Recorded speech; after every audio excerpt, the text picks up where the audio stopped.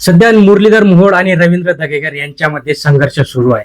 हा संघर्ष काही नवा नाहीये किंवा याच्यात काही तथ्य नाहीये असंही बहुतेकांना वाटत आहे. आता बीजेपी कडनं याच्यावर प्रत्येक वेळेस सांगण्यात येत आहे की मुरलीधर मोहोळ जे काही आरोप प्रत्यारोप करतायत ते आरोप प्रत्यारोप अक्षरशः चुकीचे, खोटे आहेत. मुरलीधर मोहोळ यांनी सांगितलं की ही जी काही जुनी गोष्ट आहे म्हणजे जैन समाजाचं बोर्डिंगची जी काही जागा हडपणं, बिल्डर लॉबी किंवा पुण्यामध्ये गुंडाराज, हे सगळे जे काही आहे ते काही नवं नाहीये, हे परंपरेने चालत आलेलं आहे आणि त्याच्यामध्ये आम्ही इन्व्हॉल्व नाहीये. आणि त्याच्यातच एक नवीन बातमी आली, ती बातमी म्हणजे काय तर रवींद्र दगेकर यांना शिवसेनेतनं हकलपट्टी होणार आहे. शिवसेना कुठली तर ती गद्दारांची शिवसेना, 50 खोकेवाल्यांची शिवसेना. त्या शिवसेनेत रवींद्र दगेकर यांनी प्रवेश केला होता.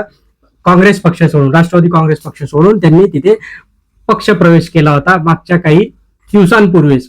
आता नेमकं प्रकरण काय आहे? रवींद्र दगेकर यांना शिवसेनेत हकालपट्टी होणार आहे का?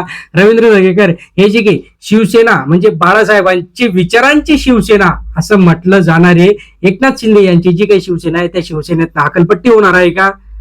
खरंच होणार आहे का? तर ते आपण या व्हिडिओच्या माध्यमातून बघणार आहोत. शेवटपर्यंत बघा. रवींद्र दगेकर यांचं काय म्हणणं आहे तेही आधी बघून घ्या, मग आपण बोलूया. तत्पूर्वी चॅनलला जो सबस्क्राईब केलं नाही मित्रांनो, तुम्ही लाईक करत नाही. लाईक करायला पैसे नाही पडत हो. लाईक करा, शेअर करा, सबस्क्राईब करा. बघा काय म्हटले रवींद्र दगेकर. हकालपट्टी होणार आहे. एकनाथ शिंदेचा काही फोन आलाय का? तुमच्याशी काय बोलणं झालंय? नाही, याच्यामध्ये हा शिवसेना प्रमुखांच्या विचाराचा पक्ष आहे आणि शिवसेना प्रमुख नेहमी म्हणायचे सत्ता जर तुम्हाला समाजासाठी आड येत असेल तर सत्ता बाजूला ठेवून समाजासाठी तुम्हाला लढावं लागेल. आणि त्याच मुशीतून तयार झालेले एकनाथ शिंदे साहेब आहेत. ते नेतृत्व करतात, ते कार्यकर्त्याच्या पाठीशी उभे राहतात, सर्वसामान्य लोकांच्या पाठीशी उभे राहतात. त्यामुळे मला अशी काही सूचना नाही, नोटीस नाही आणि काहीच नाही. अशा पद्धतीने रवींद्र दगेकर यांना लाईव्ह यावं लागलं आणि लाईव्ह आल्यानंतर त्यांनी सांगितलं की मी या शिवसेनेमध्ये काम करतोय, मला एकनाथ शिंदे किंवा पक्षश्रेष्ठींचा असा कुठलाही आदेश आलेला नाहीये की तुम्ही या विषयावर भाष्य करू नका. आता मी जे काय बोलतोय ते सत्य बोलतोय आणि योग्य बोलतोय. म्हणजे काय बोलतोय तर आमची जी काही शिवसेना आहे बाळासाहेबांच्या विचारावर चालणारी शिवसेना. आता या शिवसेनेचं ब्रीद वाक्य काय आहे तर आम्ही लोकांसाठी काम करणारी शिवसेना.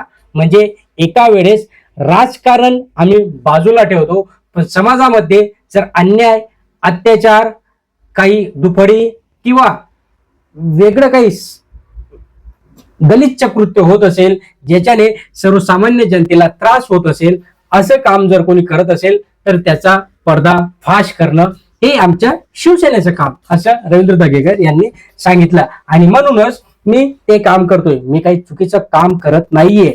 जे की मुरलीधर मोहोळ यांनी जी की जागा हडपलीये आणि त्या जागेवरनं जो काही वादंग उठलाय, बरं ही जागा काही एकटा या जागेसाठी विषय नाहीये. ही महानगरपालिकेमध्ये देखील असे खूप काही मोठे कांड होताना दिसत आहे. आपण एक व्हिडिओ देखील बनवला की नागपूर महानगरपालिकेमध्ये कसा भ्रष्टाचार होत आहे, त्याची एक ऑडिओ क्लिप बाहेर आली आणि त्याच्यावरनं आपल्याला समजतं की प्रत्येक महानगरपालिकेमध्ये असे कांड करणारे बसले आहेत. आणि यांनी खुद्द कबूल केलंय, जे काही दलाल आहेत त्या दलालांनी खुद्द कबूल केलंय की आमचे हात मोठे आहेत, आमचे वरपर्यंत सेटिंग आहे आणि ही सेटिंग थेट पोहोचते ती म्हणजे बीजेपीचे महत्वाच्या नेत्यांपर्यंत. आता कोणाला बोलायचे, काय बोलायचे ते तुम्ही समजून घ्या. तर मग आता दुसरीकडे मुद्दा काय आहे, रवींद्र दगेकर यांना शिवसेनेतनं हकालपट्टी होणार आहे का? तर जर तरच्या गोष्टी करतोय आपण. बघा, जर एकनाथ शिंदे यांनी तसा फतवा काढला किंवा रवींद्र दगेकर यांना त्यांच्या शिवसेनेतनं हकालपट्टी केली तर रवींद्र दगेकर काही शांत बसणारा माणूस नाही. रवींद्र दगेकरकडे पण खूप काही हत्यार आहेत, खूप काही गुपित आहेत, खूप काही. आता कसे मागच्या 6-7 वर्षभरापूर्वी त्यांनी जो काही पक्ष प्रवेश केला होता त्याच्यामध्ये त्यांना त्यांच्या पक्षाचे सगळे बारकावे, कुठून कसं काय कोण शिरतं, कुठून काय वाकडं आहे, कोणाचं काय कुठं मुरलेलं आहे ते सगळं त्यांना माहीत पडलेलं तर असणारच आहे 100%. मग सहजासहजी दगेकरांना हकालपट्टी होणार नाही. आणि जरी दगेकरांची हकालपट्टी केली तर विरोधक काही शांत बसणार नाहीत. विरोधक काय बोलतील? बरं, हे जे दगेकर बोलत होते, दगेकर चांगल्या गोष्टीसाठी बोलत होते आणि त्याच्यामध्ये मेधा कुलकर्णी यांनी जो काही बुरका पॅटर्न किंवा शनिवार वाड्याचा विषय घुसवला आहे, त्याच्यावरनं तर सगळं राजकारण तापलेलं जे म्हणजे बीजेपीच्या नेत्याला त्यांचं प्रकरण दाबण्यासाठी लपवण्यासाठी एक वेगळाच मुद्दा शनिवार वाड्याचा घातला त्याच्यामध्ये, पण तो काही जास्त वेळ टिकलेला नाहीये. विरोधकांना सगळं समजलंय. मुळात काय आहे, जनतेला देखील कळतं बघा, 100% पैकी 90% जनतेला हे कळतं, पण जी काही 10% अंधभक्त जनता असते ना, 10% ही अंधभक्त जनता डोक्यावर पट्टी बांधते आणि बोलते की नाही आमचा माणूस योग्य आहे. आता ते 10% मध्ये 5% तर हे त्यांचे खातळ पिताळ असणारे असतात की त्यांच्या पैशावर जगणारे असतात, त्यांना तर ते वाजी करावंच लागणार आहे. सो आता महत्वाचा मुद्दा काय आहे, तर रवींद्र दगेकर यांची हकालपट्टी होणं मुश्किल आहे. आता शिंदेचं काय झालंय, शिंदेची गोची झाली, घरकाना घाटका अशी गोष्ट झाली आहे. म्हणजे बघा, जे लोक या बीजेपी मध्ये गेले, बीजेपीच्या सोबत गेले, त्यांचं काय वाटोळं झालंय, त्यांचं कसं काय नुकसान झालंय आपल्या सगळ्यांना ठाऊक आहे. जे की महायुतीमध्ये गेले, जसं की धनंजय मुंडे झाले, पंकजा मुंडेंना पण त्यांच्या पक्षामध्ये काही एवढं स्थान नाहीये. खानदेश मधले एकनाथराव खडसे, त्यांना देखील पक्षाने म्हणजे अक्षरशः लात मारून काढल्यासारखी गोष्ट झाली. नंतर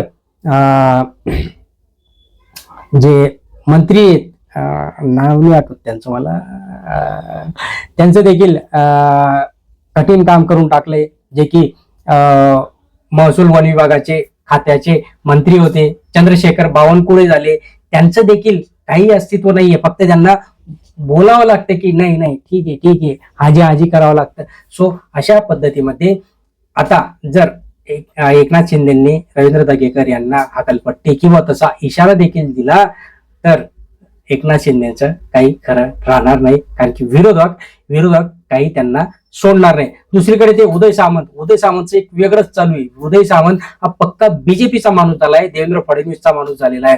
तो काय म्हणतो की महायुतीमधले जे काही मित्र पक्षातील लोक आहेत त्यांनी एकत्र राहणं गरजेचं आहे.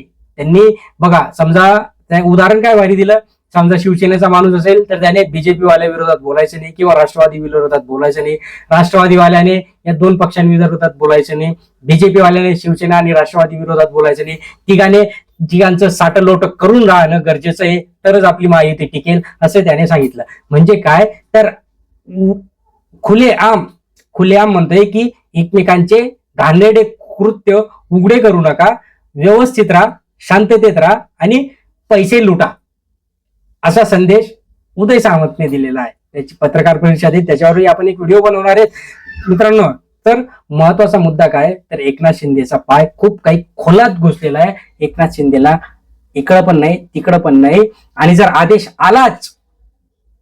आदेश आलाच बीजेपी मधनं तर एकनाथ शिंदेला देखील पर्याय नाही दगेकरांना हकालपट्टी किंवा दगेकरांना सूचना किंवा तशा पद्धतीचं बोलू नका, स्टेटमेंट जे काय तुमचे बंद करा आणि शांत बसा, घरी बसा, असं व्यवस्थितरित्या सांगतील. हकालपट्टी काही होणार नाही मला तरी वाटतं.